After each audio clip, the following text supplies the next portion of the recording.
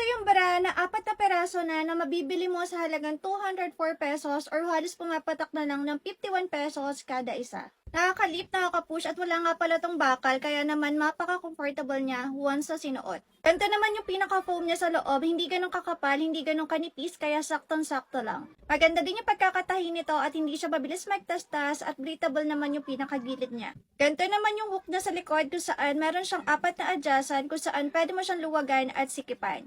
Hindi nga din pala tatatanggal yung pinaka-strap nito, pero adjustable siya at stretchable. 4 na peraso na nga pala to na mabibili mo ng iba't ibang kulay, mamimili ka na lang dyan sa variation natin dyan sa basket.